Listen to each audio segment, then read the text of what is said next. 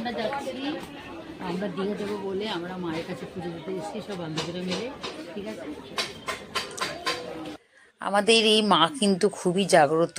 যখনই আমি চাকদা স্টেশনে আমি নামি বা আসি তখনই কিন্তু তোমাদের সঙ্গে কিন্তু আমি মায়ের মন্দিরের ভিডিও সবসময়ের জন্য ভিডিও ছবি শেয়ার করি। আমার আজকে এত ভালো লাগছে যে আমি আজকে মার কাছাকাছি, মার সামনে মাকে পুজো দিতে এসেছি আর মাকে এত কাছে থেকে ছবি তুলতে পারছি, ভিডিও করতে পারছি, তোমাদের সাথে শেয়ার করতে পারছি। আর নিজের মনে এত শান্তি লাগছে কি বলবো, একটা শান্তির জায়গা। তোমরা যদি কখনোই আমাদের চাকদা স্টেশনের এই মন্দিরে তোমরা পুজো দিতে আসো, তোমরা ভেতরে ঢুকলে তোমরা বুঝতে পারবে কত ভক্তির লাইন আর কত শান্তি লাগে। দেখো কত যে তুলছি, মনে হচ্ছে কি নিজের সাথে মাকে যেন একদম মাকে জড়িয়ে রাখি। আর চলো আমরা চার বান্ধবী সবাই মিলে একসাথে মাকে ধূপ ধুনা দেবো, দুর্গাটি মোমবাতি ধরিয়ে আমরা পুজো করে নিচ্ছি।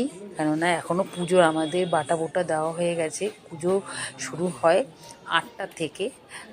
চলো, আমাদের তো এতক্ষণ থাকতে পারবো না, তাই আমরা মোমবাতি ধূপকাঠি মাকে দেখিয়ে মার মনের সব আশা ভালোবাসা সব কিছু মার সাথে শেয়ার করছি।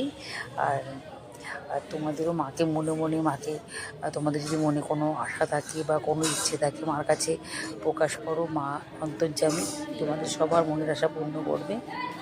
যেহেতু আমরা দীঘা যাব তাই আমাদের চার বান্ধবী এখানে আছে, আর এক বান্ধবী আসতে পারেনি, আমরা তাকে মিস করছিলাম। সবাই মিলে আমরা একসাথে যাব, তাই সবাই মিলে পুজো দিতে এসেছি মার কাছে। আমাদের যেন যাত্রা শুভ হয় আর আমাদের সবার যেন আমরা যেন ভালো থাকি, সুস্থ মতন যাত্রা মানে ঘুরে আসতে পারি। আর সবার মঙ্গল কামনার জন্য মার কাছে পুজো দিতে এসেছি। কত সুন্দর লাগছে, এত খুব ভালো লাগছে।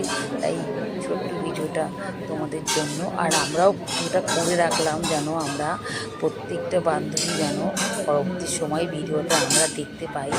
ঠিক আছে, আর আমার সোমা বান্ধবী এসেছে, তোমার মদনপুরে বাড়ি।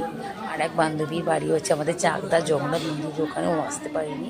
এখানে আছি নিবেদিতা আর শম্পা, আমি পম্পা আর আর মদনপুরের বান্ধবী সোমা। আমরা চার বান্ধবী একসাথে পুজো দিয়ে নিলাম। কেমন লাগলো আমাদের এই ছোট্ট পুজো দেওয়ার এই ভিডিওটা তোমরা অবশ্যই কমেন্টে জানিও। সবার জন্য হলো অনেক ভালোবাসা।